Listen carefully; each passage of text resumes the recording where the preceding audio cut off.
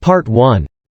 You will hear a conversation between an assistant at a health club and a man who wants to join the club. First, you have some time to look at questions 1 to 5.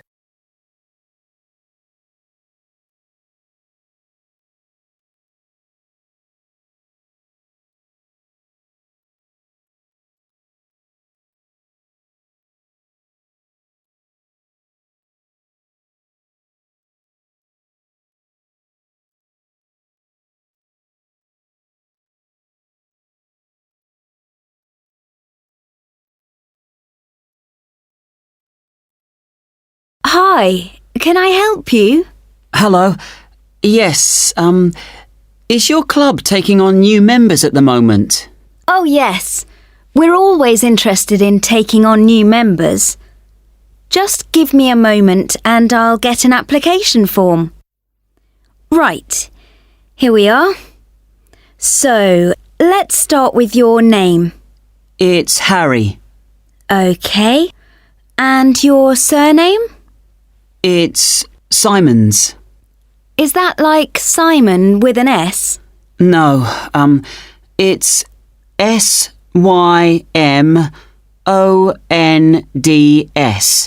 Most people find it rather difficult to spell. I see. It has a silent D. I guess a lot of people miss that. Now, let me see. Can you tell me when you were born?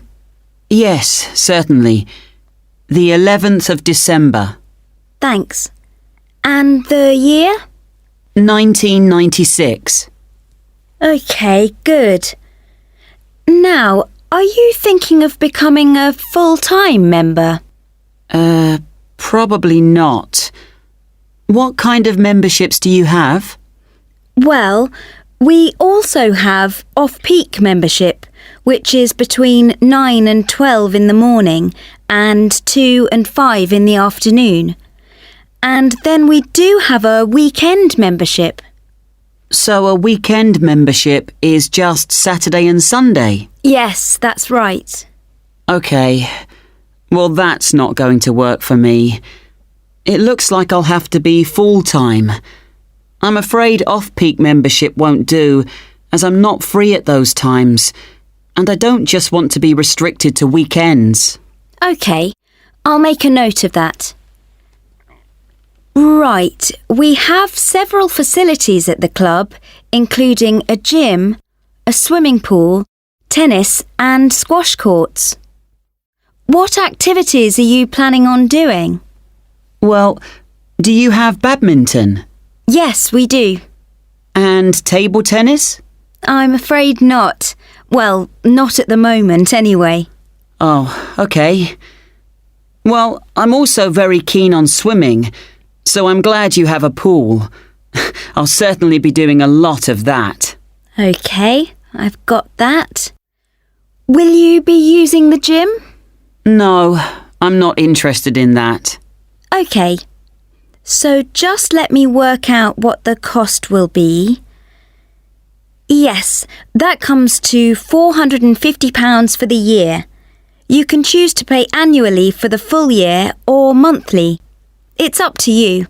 Oh, I'd prefer to pay regularly in small amounts, rather than have a large amount to pay in one go, if that's okay. Sure, that's fine. Right, I've got the most important details for now.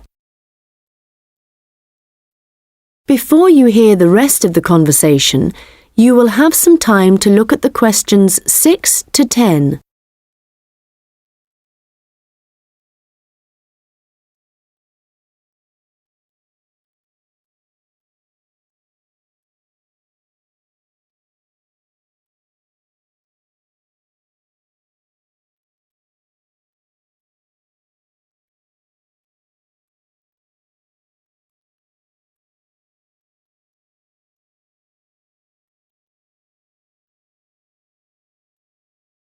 Now listen and answer questions 6 to 10.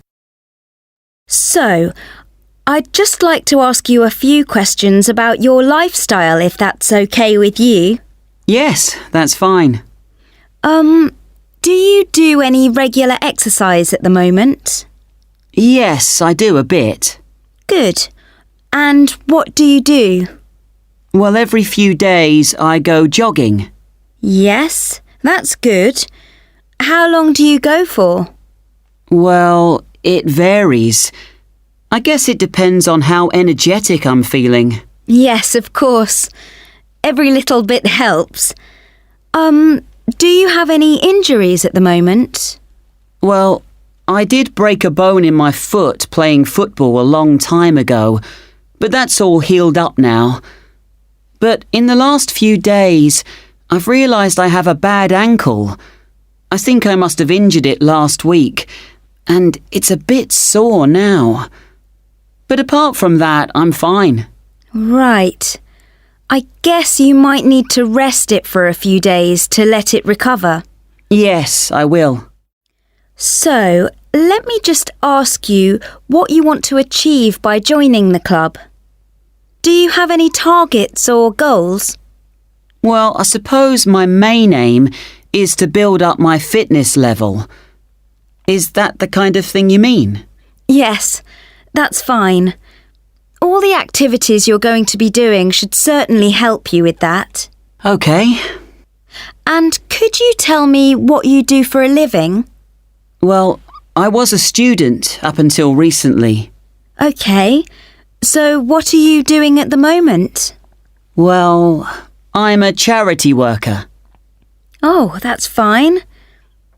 I'll write that down. OK, nearly done. One last question. Can I ask how you heard about the club? Did you see it advertised or did you go to our website, for example? Well, I've been looking for a health club for a while, and I asked my friends for suggestions, but they weren't much help. And then I was listening to the radio, and your club was mentioned. So I thought, I'll go along and see what it's like. Great. Well, we look forward to having you as a member. That is the end of part 1. You now have half a minute to check your answers.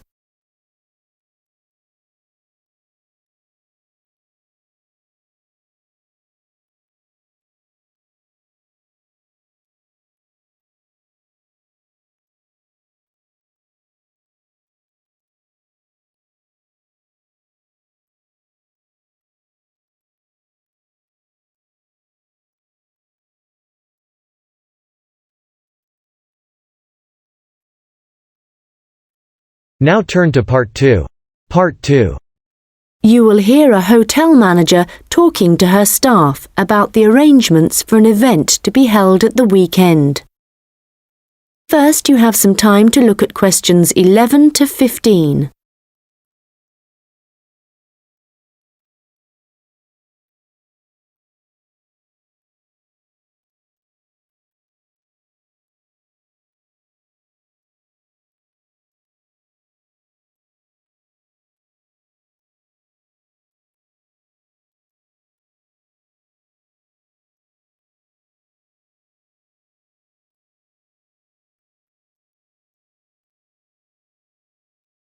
Good morning, everyone.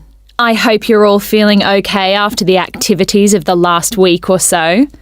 I know you've all been working very hard recently, and we've been exceptionally busy, especially with the wedding last weekend and the trade fair straight after that. And now we have only 3 days to prepare for the birthday party this weekend. The events recently have gone extremely well, and the hotel is beginning to get a very good reputation, so we need to keep it up. At the moment, we don't have exact numbers of guests, and though we usually only cater for groups of less than 50, we will have quite a few more than that. So, as I said, not sure of numbers, but of course we won't go over the maximum of 100. But it's likely that we will need all of you to work this weekend, so if any of you can't, please let me know as soon as possible. Right, so what time will the event start? Well, the invitation says guests should arrive between 7:30 and 7:45, but our experience is that there are always a few who like to arrive early, so we'll expect the first people at 7:15. As the numbers are quite large, this will certainly be the case. Food will be served at around 8:30, and then, depending on how long the meal takes, the entertainment will start about 2 hours later. Now, for this, we were expecting a live band for the occasion, which is always fun. But apparently this has been cancelled due to illness. So, the hosts know someone who is a comedian who will be replacing the band. We had hoped that the resident magician who worked here through the summer would be able to help out, but they weren't keen on that idea. Before you hear the rest of the conversation, you will have some time to look at the questions 16 to 20.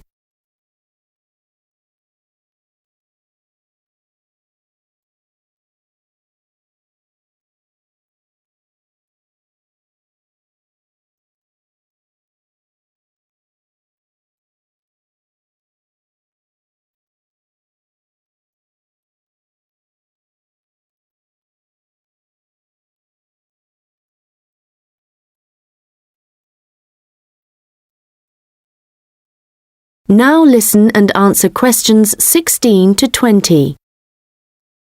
So, I'd just like to go through who's doing what when the guests arrive, and I think we'll make a few changes from the last party held here. If I remember correctly, it was Olav who coordinated the task of providing the guests with drinks. Or was it Ahmed? I'm not sure. But Gary asked to do it this time, so that will be his job. There's been no decision yet on what the drinks are going to be, but I hope they decide soon in case we need to order something special. Now, for receiving the guests' coats and hats, it's important we have someone experienced doing this, as we don't want guests losing their belongings. And Monica, last time this was your responsibility. Susan, I know you wanted to do this, but as the numbers are quite high for this event, I won't make a change here. Right. Now, last time there was some confusion as to where guests were supposed to go once they had deposited their things, and we had guests roaming around the whole hotel. So, Ahmed and Olav, I believe you discussed the problems with Susan and thought she would be good at guiding guests after they had arrived. And I'm fine with that. Right, and now for some general instructions. Once the guests have arrived, they will be in and around the lounge area, and then at around 8:30, we need to get them to move to the restaurant for their meal. This often proves difficult and can take a long time, so I will ring a bell so that everyone knows it's time to eat. Hopefully, this will speed things up a bit. Also, for this event, there'll be a seating plan, so the guests won't be able to decide for themselves where to sit. They'll have to sit according to the plan. There will be a plan on each table, and I've been thinking about where to put the master plan so everyone can view it before they enter the restaurant. As they'll be spending quite a while in the lounge, I've decided to also put a plan there. This should speed up the start of the meal. Once the meal starts, you'll all be very busy waiting on the tables, and I'm sure I don't need to tell you to be good-humoured and polite to all the guests. The organiser of the event will be saying a few words, and so will two of his colleagues. So, when the speeches start, all activity must stop in the restaurant, so that the three people giving them can be heard. This shouldn't take long, and it should be towards the end of the meal. After that, the guests will move back to the lounge for the entertainment. So, I think that's it. Any questions? Come and see me later. That is the end of part 2. You now have half a minute to check your answers.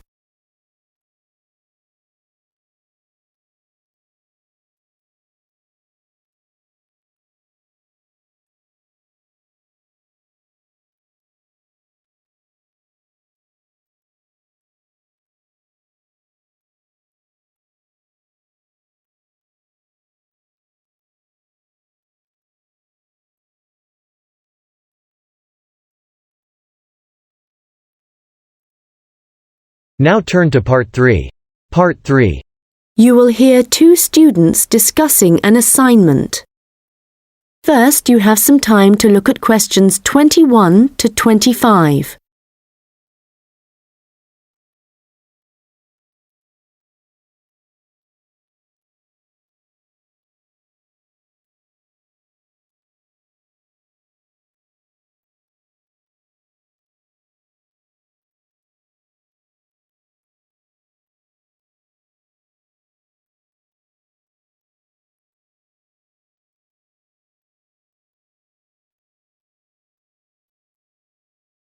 Hi Melanie, what did you think of the assignment that we got today? It looks interesting, doesn't it? Yes, Ellen. I've always been interested in recycling, but there's a lot of research to do. Yes, there are a lot of things I'm unsure of, so it's going to be good working with you. OK. Well, why don't we start by making a flowchart from the notes our tutor gave us? Yes, so on one side we could have the paper production cycle, here on the left, and on the other side the recycling. Good idea. Let's start at the top with the production. The first step in the process is to get the raw materials. Yes, and they tend to come from pine forests. OK. And then the bark is removed from the outside of the tree, and after that, the wood is chopped up. That's the first 3 stages. It sounds a bit complicated after that. It says water is added, and then the mixture is heated and made into pulp.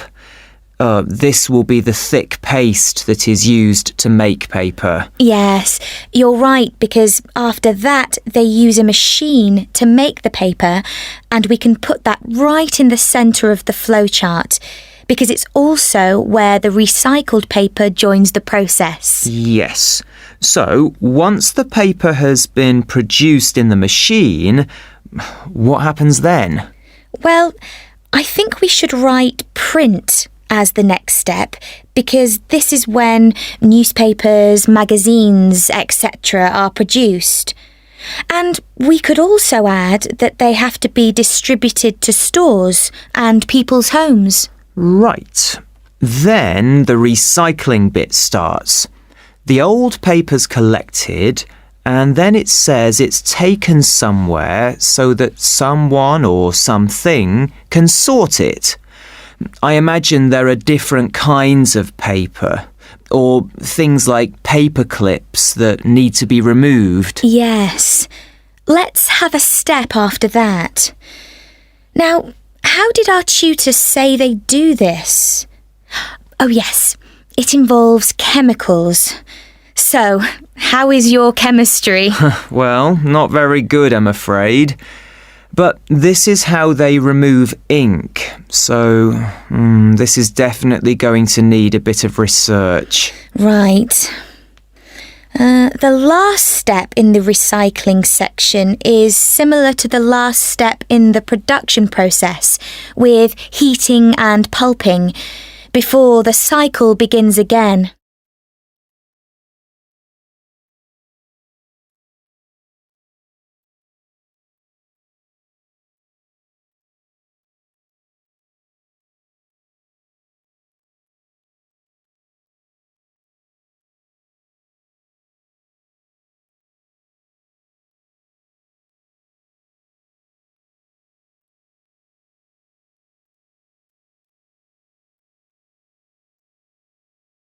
Now listen and answer questions 26 to 30.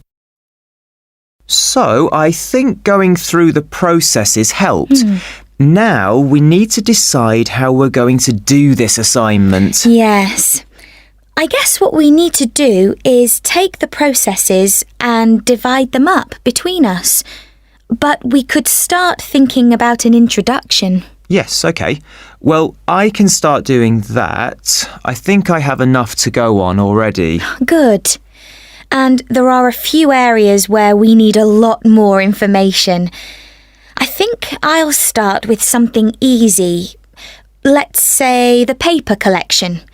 I could go to the resource centre to do some research. Well, I think a better idea would be to approach someone who's involved in the process.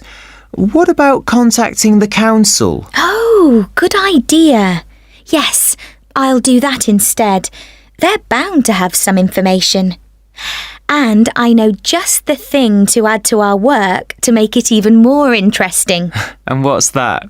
Well, in my last assignment, I added a few pictures, and the feedback I got was that this wasn't academic enough. So what might really bring it to life would be to include some data, provided we can find some. Yes, that sounds excellent. Well, we certainly have a lot to do, and not much time to do it in. You're right. I think we have about 5 weeks, so I suggest we create a plan of work today. The end of the month is nearly 3 weeks away, and then we have a few days holiday. Yes, so let's see if we can get the first draft done by then, so we can take a short break. OK. Then after the break, we'll have just over a week to complete it. I wonder if we could get someone to review our work for us a few days before the deadline, so we can make some final changes. What about your friend, Henry? Well, the best person would be our tutor. Henry's very good, but he's taking a whole week's holiday, and there won't be enough time when he returns. OK then, that's fine. That is the end of part 3. You now have half a minute to check your answers.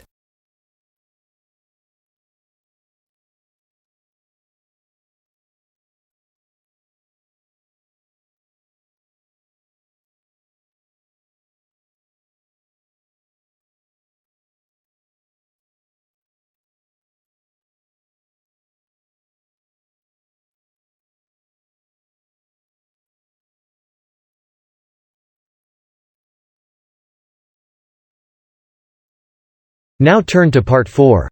Part 4. Recording 50. You will hear a lecture about hair. First, you have some time to look at questions 31 to 40.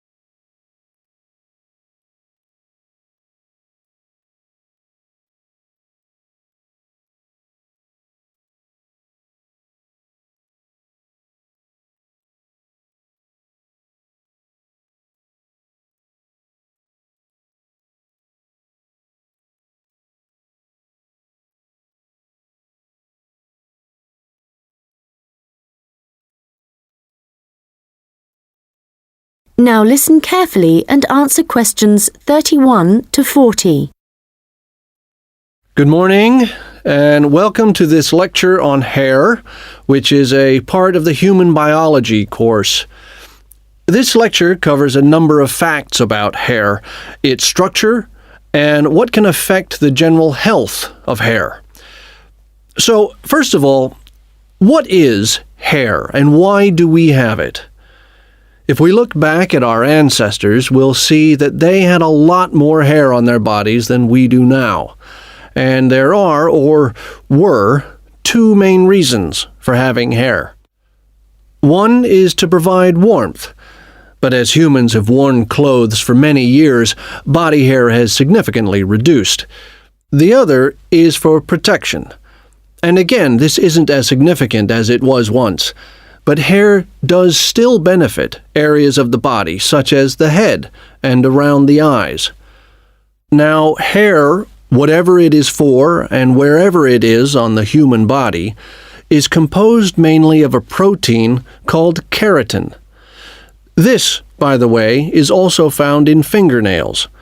In fact, it's keratin which makes them flexible, and without it they would be very rigid. Another interesting fact about hair is that it is very strong as iron, in fact. One single strand can support a weight of up to 100 grams. This may not sound all that much, but a full head of hair can support up to 12 tons, which is the equivalent of a couple of elephants, which is simply amazing, though I advise you not to put this to the test. Humans lose up to 100 strands of hair a day, but we do have quite a lot of hair to start with. There's some variation depending on hair color, but for an average adult, the strand count is 100,000, so losing 100 a day is not too bad. Although this is the average, people with red hair have around 80,000 strands, black or brown hair 100,000, and blondes have about 120,000. So, hair used to be important for the reasons I mentioned earlier, but nowadays I'd say the main importance of hair is the fact that it is big business.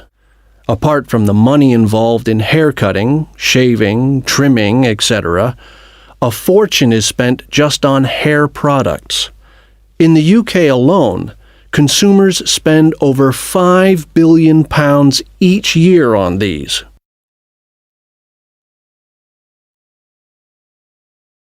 So next, I'd like to just give you a quick overview of the structure of hair.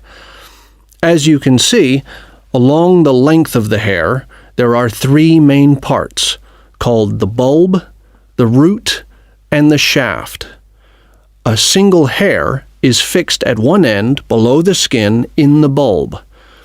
The bulb acts rather like a cap. It encloses the end of the hair in the head. The next part of the hair is the root, and this is the part of the hair which lies just beneath the skin, and, in terms of hair production, is the most important. This can be considered the control center for each strand of hair, and is where the glands are found. These produce oil, which flows along the length of the hair, and the health of the root determines the overall health of the strand of hair. The last part is the shaft, and this is the hair which is above the skin, and is, of course, what we can see. Fortunately, this is not active, and I say fortunately because otherwise it would be very painful to have your hair cut. And finally, I'd just like to go over a few factors that impact on the overall health of hair. Like every other part of the body, our diet, that is, what we eat, is extremely important to the condition of our hair. But whereas a change in your diet to, for example, eating unhealthy foods will soon be noticeable in your skin, changes to your hair will take a lot longer. A change in diet today could take several months to have an effect on your hair. And so, what is the key to healthy hair? Well, eating a balanced diet is the most important thing. There are a number of vitamins that are vital for good hair health. The main ones being vitamins C, D, and E. And in a balanced diet, all these vitamins should be readily available. If you need a boost of vitamin C, for example, one of the best things to eat are blueberries. For vitamin D, the best examples are fish, mushrooms, and eggs.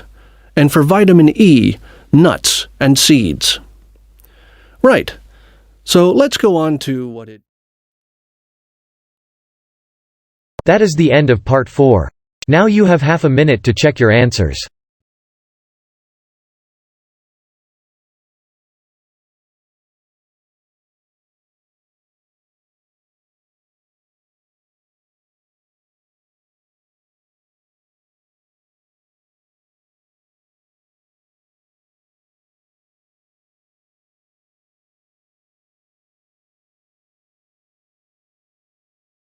That is the end of listening test.